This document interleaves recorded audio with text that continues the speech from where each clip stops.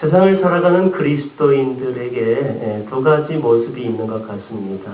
하나는 복음을 부끄러워하는 사람이 있고요. 복음을 전혀 부끄러워하지 않고 오히려 복음을 자랑하는 사람이 있습니다. 내가 교회를 다닌다는 것, 내가 예수를 믿는다는 것이 나에게 부끄러움이 아니라 자랑이 되고 기쁨이 되고 소망이 되고 능력이 되기를 원합니다. 저는 어릴 시절에요, 교회 다니는 게 조금 자신이 없었어요. 예수 믿는다는 게 좀 부끄러워했던 것 같아요. 믿는 것 자체가 부끄러운 게 아니라 사람들 앞에 내가 교회 다니고 내가 예수님 믿는 사람이라는 것을 이렇게 드러내기가 굉장히 이렇게 쑥스러워했던 것 같아요. 저만 그랬나 봐요. 제가 목사님 아들로 어린 시절 자랐잖아요. 교회에서 쭉 이렇게 신앙지도 받으면서 자랐는데 숨기고 싶었던 것 같아요. 왜 그럴까를 생각해 보니까 일단은 수적으로 너무 불리해요. 우리 친구들 중에 교회 다니는 친구들이 별로 없었어요. 학교에 가면 우리 반에서도 교회 다니는 아이들보다 교회 안 다니는 아이들이 훨씬 많았어요. 그렇죠. 일단 숫자적으로 저들은 너무 많고 저들은 너무 강하고 상대적으로 나는 메뚜기 같고 그런 위압감을 느끼는 거죠. 쟤들이 나를 따돌릴까봐 두렵기도 하고. 그래서 교회 안 다닌다고 이야기하진 않았지만 드러내놓고 내가 막 교회를 다니고 예수 믿는다고 막 자랑스럽게 그렇게 못했던 것 같아요. 또 하나의 원인이 무엇인가를 봤더니 교회를 다니는 것 때문에 받는 불이익이 있었어요. 교회를 다니는 것 때문에. 내가 예수 믿는다는 것이 세상을 살아가는데 전혀 이롭지가 않고 오히려 사람들이 그렇게 보는 거죠. 쟤는 교회 다니는 애가 뭐 저래. 이런 이야기를 들을 때마다 속상한 거예요. 차라리 내가 교회를 안 다닌다고 이런 욕을 안 먹을 텐데 교회를 다니기 때문에 안 먹어도 돼야 될 욕을, 쟤들은 안 먹는 욕을 나는 먹는구나, 이런 생각을 가지고 있었던 것 같기도 해요. 어쨌거나 복음을 부끄러워하지 않는 삶에 대해서 돌아볼 때에 제 어린 시절에 이렇게 교회 생활 또 이렇게 학교 또 사회에서 삶이 전혀 복음을 이렇게 자랑하고 다니는 삶이 아니었던 것 같아요. 여러분의 경우는 어떤 것 같아요? 여러분들은 아마 너무 예수 믿는 것이 즐겁고 행복해서 다니는 곳곳마다 내가 오늘 행복한 길을 다닌다고, 내가 예수 믿는다고 막 자랑하면서 아마 그렇게 사실 것 같아요. 그렇죠? 네. 전혀 안 그런 사람은 없죠? 사람들의 그 시선이 부담스럽고 눈치 보는 것 같고 여러 가지 뭐 이렇게 감추고 싶었던, 그래서 아닌 척 하려고 그러고 그래도 밥 먹을 때 기도하고 먹어야 되잖아요. 그렇죠? 도시락을, 우리 때 도시락이 있었어요. 지금은 뭐 급식 이렇게 하지만 도시락을 먹기 전에 기도를 해야 되는데 남들이 볼까봐 이렇게 도시락 뚜껑, 벤또에 벤또, 이 사각형 도시락에는 노란색, 하나님 감사합니다. 기도를 했는지 안 했는지 모를 정도로 그래요. 뭐 하여튼 그랬어요. 근데 바울은 오늘 본문에 보니까 전혀 복음을 부끄러워하지 않는 삶을 살았다. 내가 복음을 부끄러워하지 아니하노니, 오늘 말씀이 그렇게 시작을 하고 있거든요. 이 말은 좀 더 쉽게 구체적으로 이야기하면 나는 복음을 자랑하고 산다, 이런 이야기예요. 저의 경우는 굉장히 반대적으로 살았던 것 같아요. 이렇게 떳떳하게 드러내고 자꾸 뭔가 복음에 대한 이야기를 자꾸 더 하려고 하는 그런 태도를 말하는 거죠. 내가 복음을 부끄러워하지 않는다. 이 말은 바울에게 있어 나는 어디 가든지 내가 예수 믿는다는 것, 내가 교회 다닌다는 것, 그걸 난 자랑하고 다닌다. 지금 그렇게 이야기하는 것입니다. 자랑하고 다닌다. 자랑에도요, 종류가 있어요. 야고보서 4장 16절에 보니까 허탄한 자랑이 있습니다. 허탄한 자랑. 너희가 허탄한 자랑 속에 빠져 있구나. 여러분들의 일상 속에 이렇게 자랑거리들을 한번 꼽아보세요. 그 중에 정말 영광스러운 자랑들이 얼마나 있고, 아마 대부분의 사람들의 자랑거리는 거의 허탄한 자랑이 많을 거예요. 그렇죠? 일시적인 거예요. 허탄한 자랑이라는 것은 영원하지 않은 것. 그냥 잠깐 반짝하고 마는 그런 것들. 썩어질 것들이, 없어질 것들. 그냥 눈 감고 이렇게 일어나면은 금방 상황이 어떻게 될지도 모르는 그런 자랑들을 하고 있는 것이다. 허탄한 자랑. 어제는 그게 막 자랑거리였는데 오늘 보니까 그게 하나도 없어요. 그 다 허탄한 거 아니에요, 그렇죠? 이 땅에 대해 아무리 많은 것을 가지고 누리고 뭐 할 이야기가 많다고 하는 그런 자랑거리들을 아무리 꼽아봐도 그 유한한 거예요. 얼마 안 가요, 그거. 그렇죠? 아침 안개처럼 그냥 스쳐 지나가는 바람처럼 아침에 폈다가 저녁에 시드는 들불처럼 그 영광 화려한 것들은 일시적인 거란 말이죠. 그런 허탄한 자랑, 임시적인 자랑에 빠져 있는 사람이 있고요. 반면에 영원한, 꺼지지 않는, 사라지지 않는, 정말 빛나는 그 영원한 자랑에 대해서 지금 바울이 이야기하려는 거죠. 바울은 뭘 자랑했을까? 사도 바울의 일생을 보면 그가 늘 자랑했던 그 자랑거리들은 과연 무엇이었을까? 오늘 이 아침 우리가 한번 좀 살펴보기를 원합니다. 고린도후서 11장에 보니까요. 바울이 내가 부득불 자랑할진대 나의 약한 것을 자랑하리라. 고린도후서 11장 30절에 그는 자신이 약하다는 것을 자랑하고 다녔어요. 고린도후서 12장 29절에도 동일하게 말씀하고 있어요.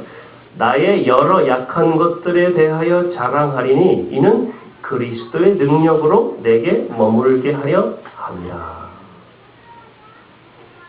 바울은요, 심히 연약한 사람이었습니다. 육체적으로. 사람들 앞에 이렇게 떳떳하게 자신을 드러낼 만한 그런 자랑거리들이 없었어요.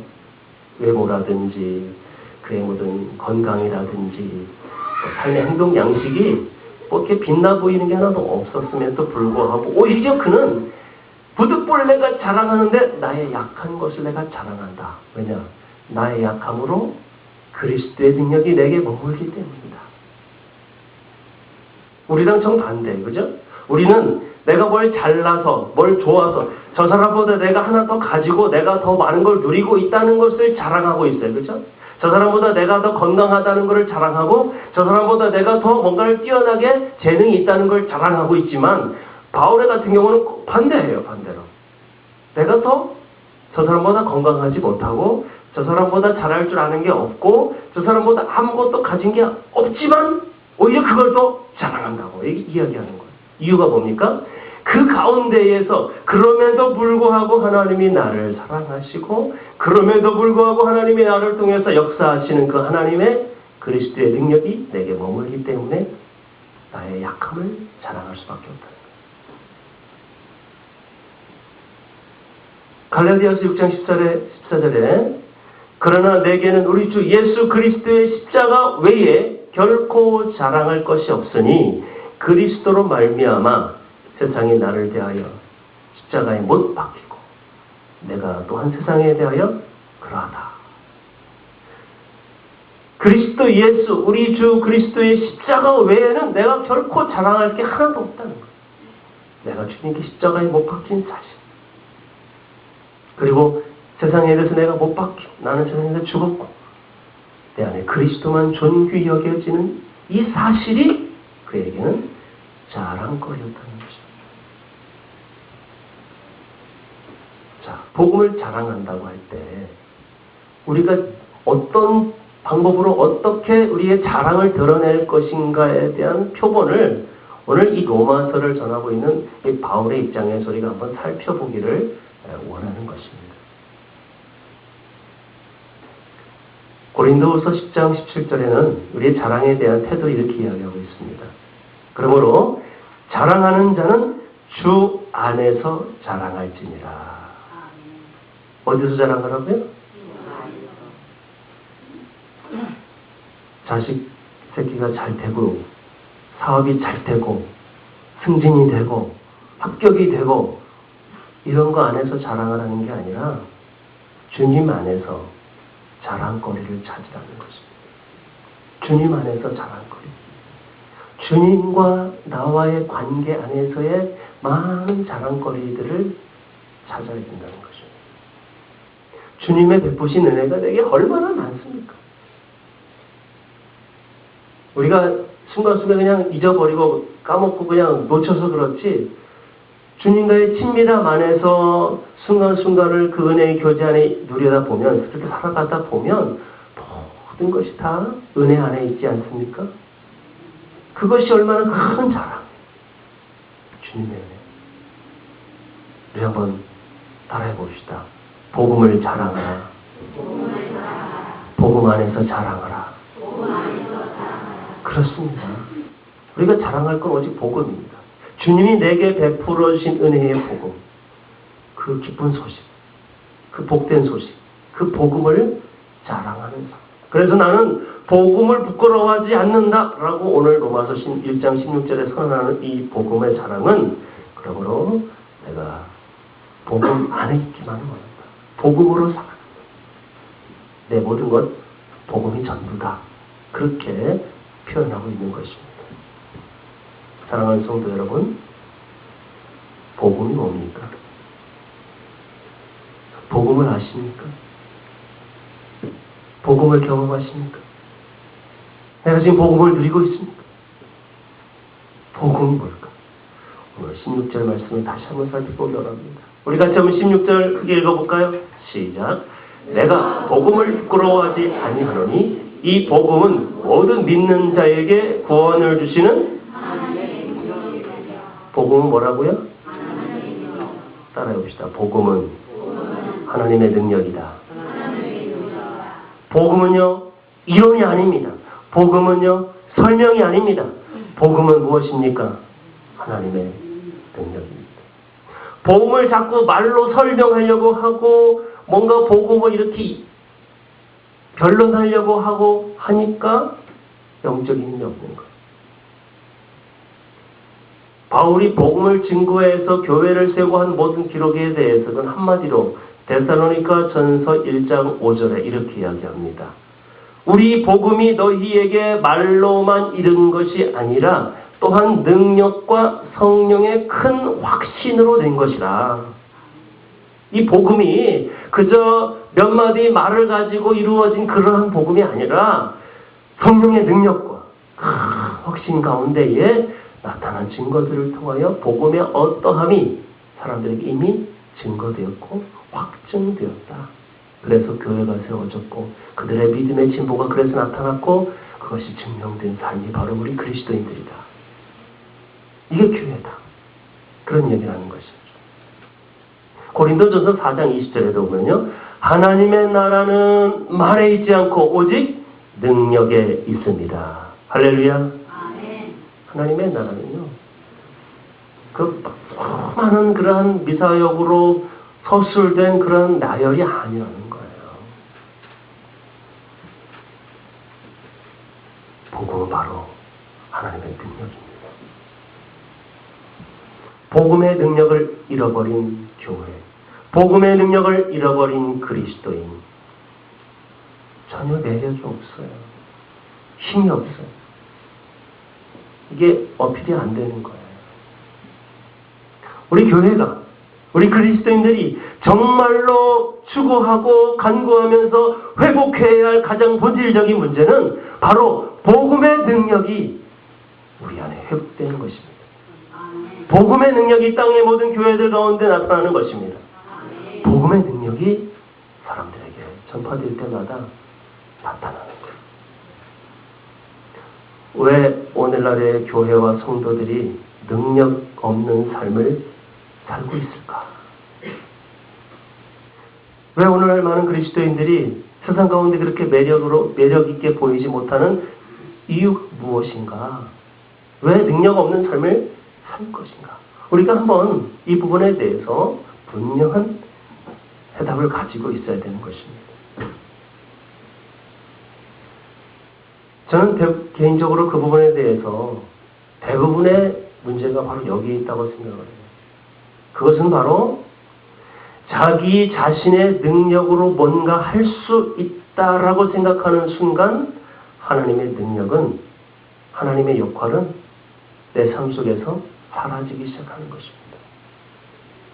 오늘 많은 사람들이 굉장히 이렇게 많이 배우고 많이 가지고 뭐 재능이 있고 하다 보니까 인간의 능력이 굉장히 높아져 있는 것을 보게 돼요. 높이 평가되고 있는 시대란 말이죠.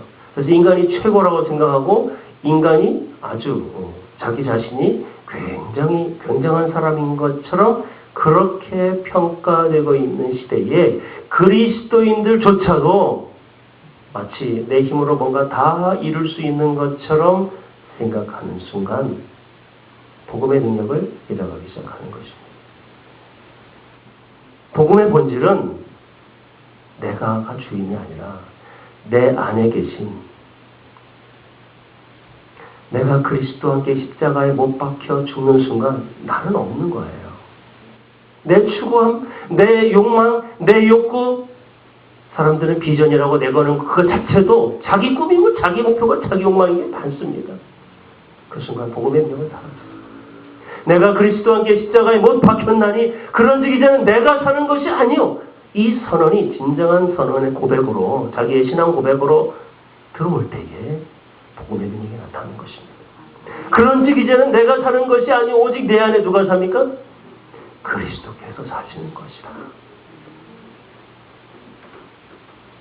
내가 하는 게 아니라 내 안에 계신 그리스도께서 나를 사랑하사 자기 몸 버리신 하나님의 아들 예수 그리스도를 믿는 그 믿음 안에서 내가 살아가는 것, 그분을 의지할 때 복음의 능력이 나타나는 것입니다.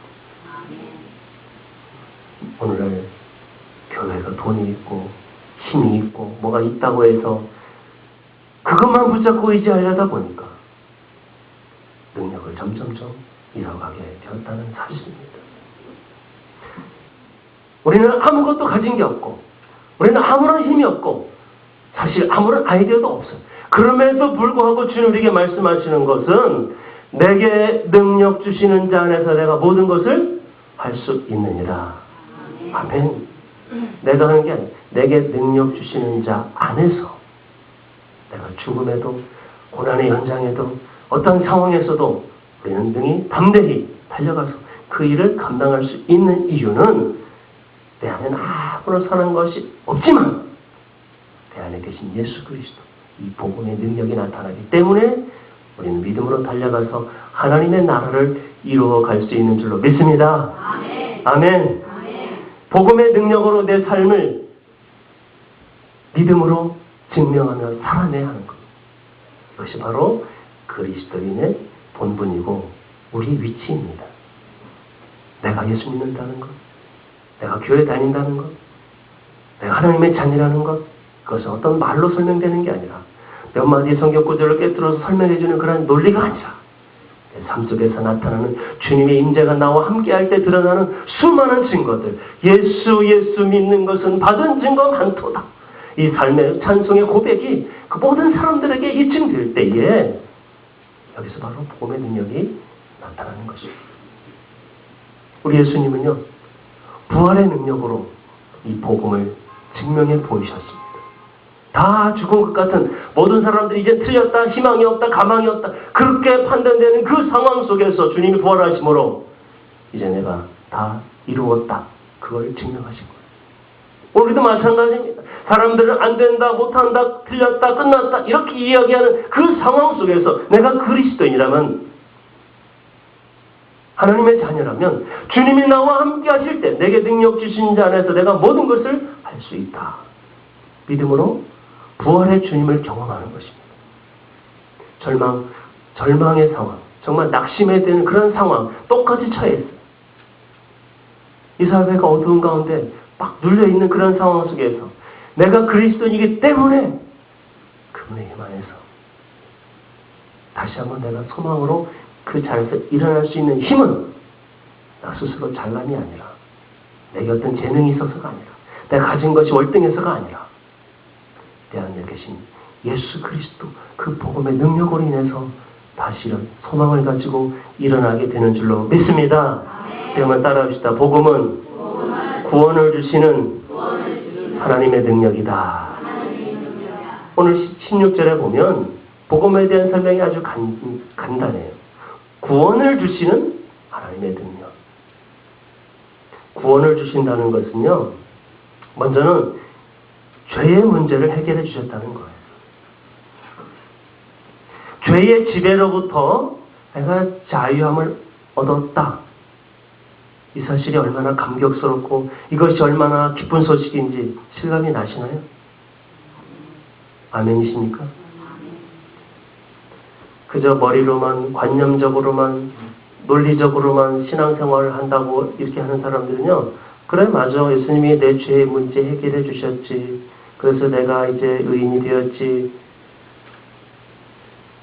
이런 정도의 그저 어떤 인식이나 그런 논리가 아니라 예수 그리스도의 십자가로 말미암아 나의 죄의 문제가 해결되므로 이제 더 이상 내가 죄의 종이 아니라 의의 자녀로서 죄의 문제가 완전히 깨끗하게 해결된 자유함을 얻었다는 이 사실이 우리의 삶을 얼마나 새롭게 변화시키는지 몰라요. 더 이상 죄의 종이 아니란 말이에요. 죄의 문제가 해결됐다는 것은 자유를 얻었다는 거예요. 더 이상 끌려다니지 않습니다. 죄의 지배로부터 우리가 담대하게 기쁨으로 그 사슬을 끊어버렸기 때문에 이제는 얽어매는 것이 없어요. 그리스도 안에서 참 자유로 인한 기쁨과 평안함이 넘치게 되는 줄로 믿습니다. 종노릇하다는 게 뭐예요? 하기 싫어도 억지로 하는 거. 이거 종노릇이라 그래요. 그렇죠? 뭐에게? 죄에게. 주님이 오늘 우리에게 구원을 주시는 하나님의 능력이다. 이것은 우리로 하여금 억지로 세상 가운데 이렇게 끌려다니는 그런 삶을 살도록 그냥 내버려 두지 아니하시고 우리로 하여금 해방과 자유와 기쁨을 주심으로 인해서 이제는 하나님의 성령으로 우리가 새로운 법으로 사망의 법에서 성령의 법으로 옮겨진 바 되었으므로 이젠 그 의를 누리고 살아갈 수 있는 특권을 열어주셨다는 사실. 이것이 얼마나 감사하고 기쁜 일입니까? 그로 인해 우리의 삶이 얼마나 행복합니까? 얼마나 자유롭고 있습니까? 주님의 십자가는 바로 그동안 나를 하기 싫어도 원치 않아도 나로 하여금 죄악의 길로 끌고 다녔던 그 죄의 올무를 한순간에 해결해 주신 마귀의 일을 멸하신 예수 그리스도의 십자가의 승리, 그분이 이기신 십자가인 줄로 믿습니다. 구원을 주신 하나님의 복음, 구원을 주시는 복음으로 인해서 내가 자유함을 얻었기 때문에 승리하신 그 복음의 승리가 오늘 나로 하여금 날마다 승리하는 삶으로 이끌어 가시는 줄로 믿습니다. 왜 승리할 수밖에 없어요. 우리는 져서 종노릇하고 억지로 그렇게 사는 것이 아니라 항상 이기는 삶을 사는 줄로 믿습니다. 이기는 거예요.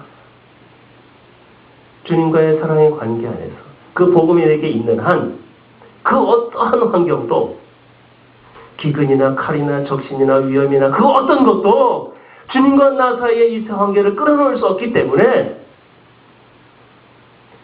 세상에 져서 그냥 패배자로 끌려다니는 그런 삶이 아니라 오늘도 내가 복음으로 말미암아 승리의 깃발로 비들고 주를 따라가는 그 길, 구원을 주시는 하나님의 능력이 내게 임할 때 이런 삶을 경험하게 될 줄로 믿습니다. 오늘 이러한 축복이 우리 모든 성도님들, 우리 행복한 가족들에게 그대로 임하는 줄로 믿습니다. 구원을 주시는 능력을 경험해야 돼요.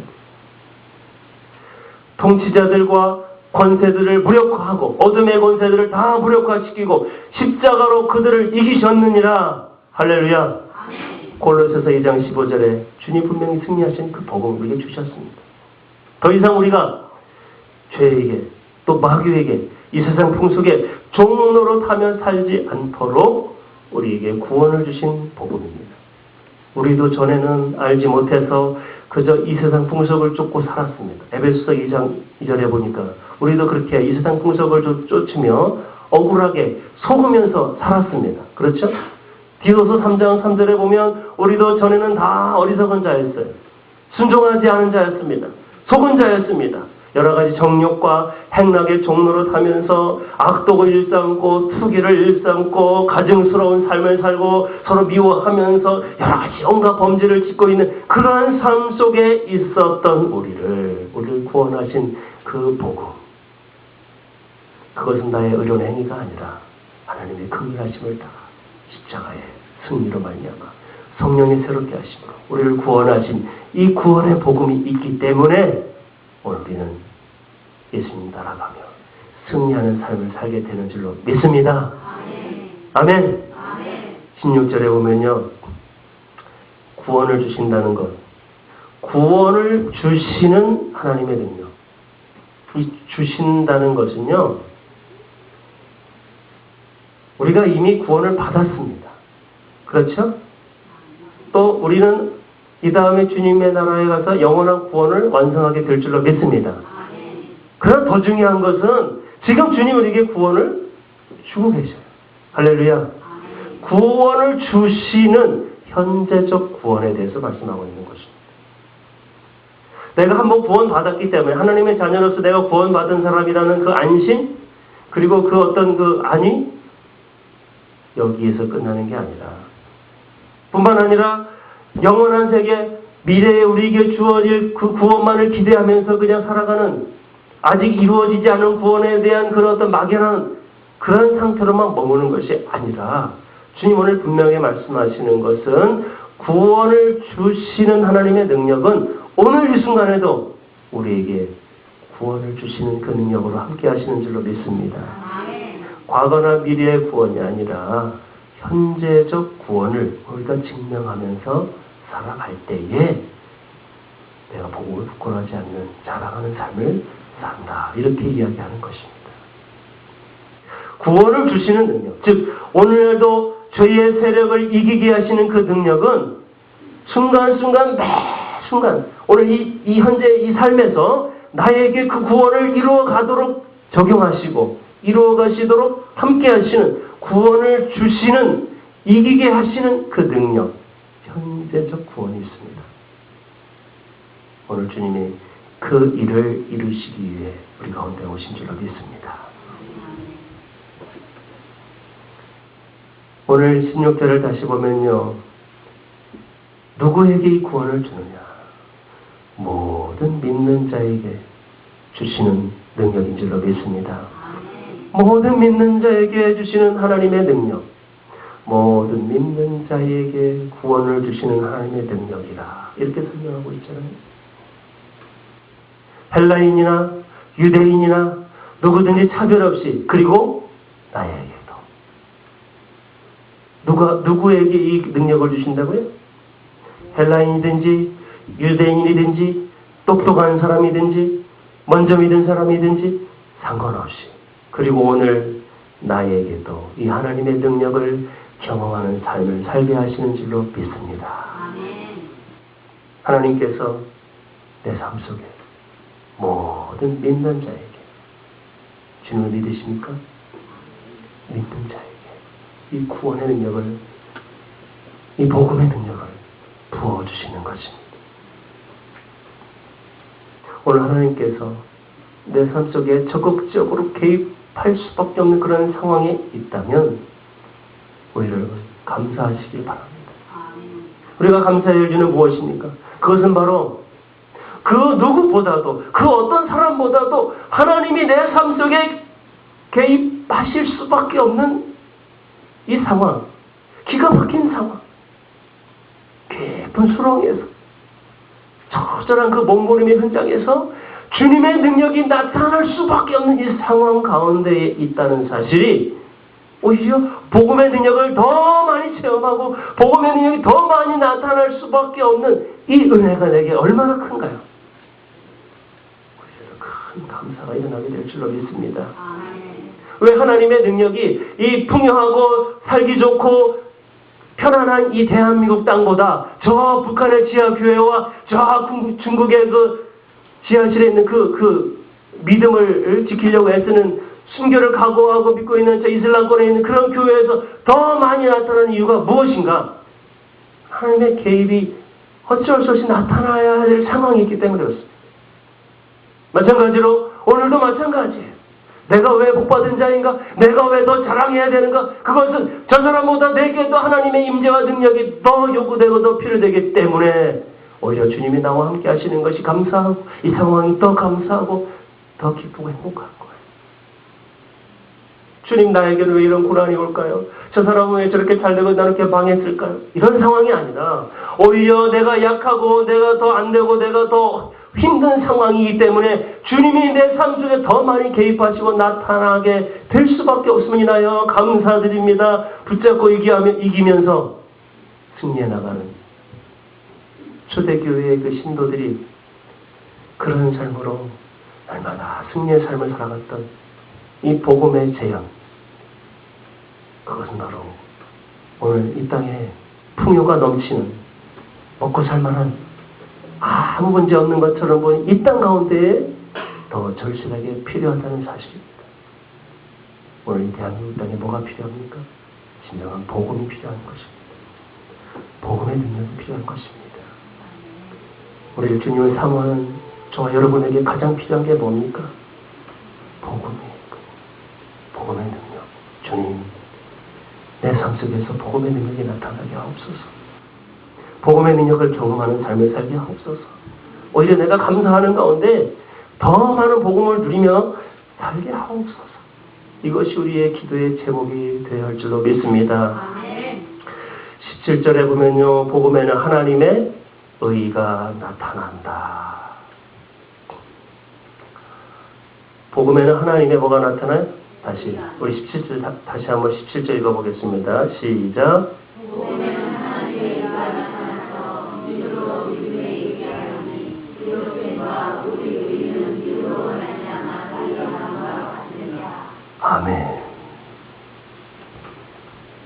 제가 오늘 17절에 대한 포커스를 두고 설교를 준비했는데 이제 본론에 들어가야 되는데 지금 시간이 지금 부담스러운 시간이 됐어요. 하나님의 의에 대해서 제가 말씀을 드리고 싶었던 거예요. 하나님의 의. 하나님의 의가 뭘까? justice. 공의. 공의롭다. 하나님의 의. 이 공의롭다라는 말은요, 사람들이 착각하는 사람들이 많습니다.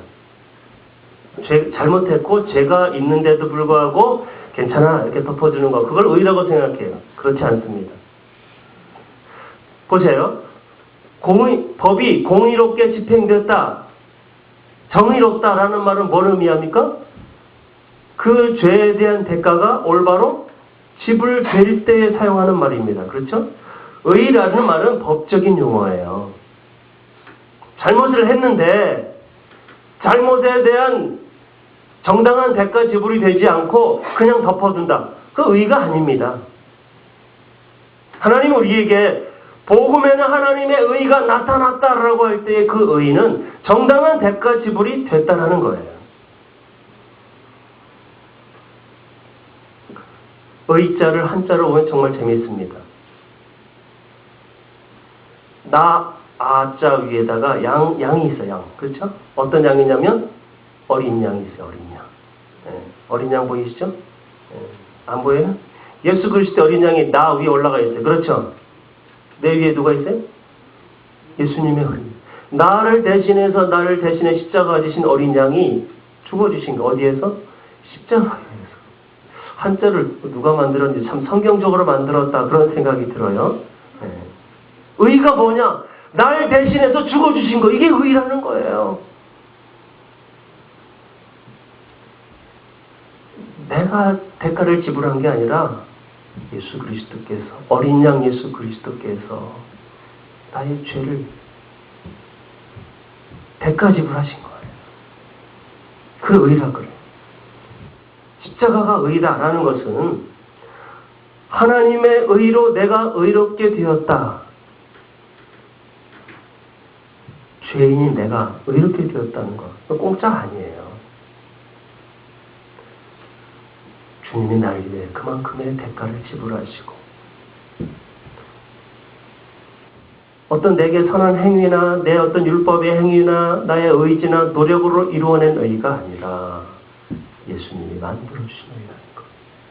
그러므로 절대 자기 자신을 자랑할 사람이 하나도 없다는 것. 그러므로 자기 자신을 자랑할 수 있는 입장에 처한 사람이 아무도 없다. 어떠한 자랑, 그거 할 자격이 없다는 거예요.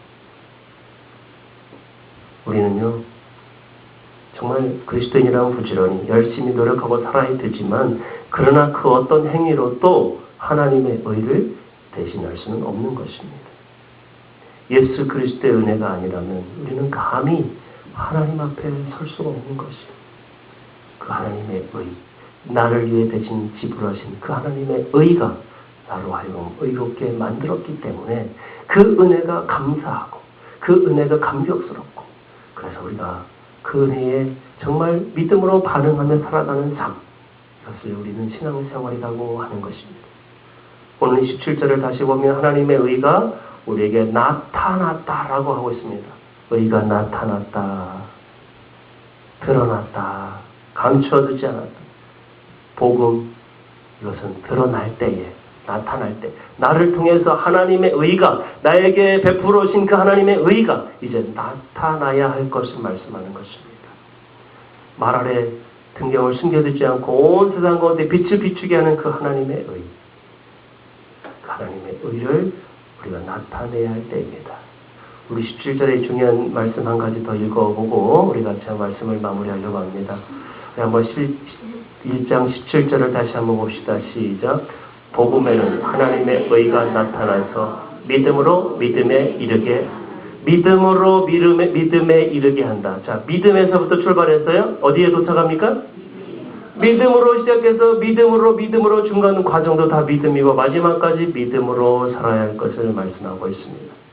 오직 의인은 믿음으로 살아가야 한다. 시작도 믿음, 마지막도 믿음, 모든 과정. 로마서 14장 23절에 보면 믿음으로 쫓아하지 아니한 모든 것이 다 죄라고 말씀하고 있습니다. 오직 의인은 믿음으로 살아가는 것입니다. 우리는 그저 편안하게 살려는 것이 주된 목적이 아니에요. 그저 배부르고 잘 살고 남들처럼 그렇게 편안한 삶을 추구하는 사람이 아니라 우리의 삶의 목적은 믿음으로 살아가는 것입니다. 할렐루야. 아멘. 나는 왜 사느냐? 그것은 믿음으로 오늘도 살기 위해서다. 그 길이 비록 좁은 길일지라도, 그 길이 남들이 안 가는 길일지라도 우리는 세상을 따라가는 것이 아니라 믿음을 따라 믿음으로 살아가는 사람들. 우리 한번 따라합시다. 나는 믿음으로 살리라. 그렇습니다. 믿음으로 살아가는 사람을 주님이 찾고 있습니다. 믿음으로 산다. 오직 의인은 믿음으로 살리라. 믿음으로 산다라는 것은요, 두 가지 의미가 있는데 하나는 믿음으로 살아나야 한다는 것입니다. 내 삶이 점점 믿음으로 살아나기를 원합니다. 믿음이 살아나야 돼요. 믿음으로 살아나는 삶이 되어야 됩니다. 점점 다운되고 막 깔아앉고 죽어지는 그런 삶이 아니라 살아나. 믿음으로 살아갈 때에 살아나는 역사가 일어나게 되는 것입니다. 또 하나는 믿음으로 살아가는 것입니다. 믿음으로 살아간다는 것은 삶으로 믿음을 증명해 보인다는 것을 말하는 것입니다. 믿음으로 살아나기도 하지만 믿음으로 살아가는 것입니다. 내 삶 속에서 내 삶의 믿음을 증명해 보일 때 복음을 누리는 사람이다. 복음을 아는 사람이다. 복음을 경험하고 있다. 이렇게 이야기하는 것입니다. 오늘 우리는 세상의 지혜로 살지 말고 남들이 흔히 원하는 그러한 백으로 살지 말고 남들이 이렇게 추구하는 그런 배경으로 살지 말고 오늘 믿음으로 살아가기 원합니다. 오직 의인은 믿음으로 살리라. 누가 의인입니까? 예수 그리스도의 은혜를 많이 받은 자. 우리가 의인입니다. 내가 내 노력이나 어떤 잘난 것 때문에 의인이 된 것이 아니라 주님이 나를 의롭게 만들어주신 그 의인은 무엇으로 삽니까? 기다립시다. 의인은 믿음으로 살리라. 이번 한 주간 어떠한 상황에 처해 있든지 무슨 일을 만나든지 사람의 어떤 그 배경이나 누구 의지하려고 하지 말고 돈이 없어서 안 된다고요? 지식이 없어서 안 된다고요? 배경이 없어서 안 된다. 그런 소리 하지 마시고 믿음으로 살아가는 한 주간 되시기 바랍니다. 믿음으로 살 때에 승리의 깃발 들고 주님 나라 이루어갈 수 있습니다. 우리 시간 함께 결단하며 기도합시다. 우리 한번 기도할 때 주님 제가 믿음으로 살지 않았기 때문에 많은 문제가 생겼음을 고백합니다. 이제는 믿음으로 살아가겠습니다. 복음의 능력을 오늘 누리며 살겠습니다. 주님 나와 함께하여 주옵소서. 믿음 붙잡고 살게 하옵소서. 우리 함께 합심해서 한 번 더 기도하겠습니다. 거룩하신 하나님 믿음으로 살아갈 힘을 주셔서 감사합니다.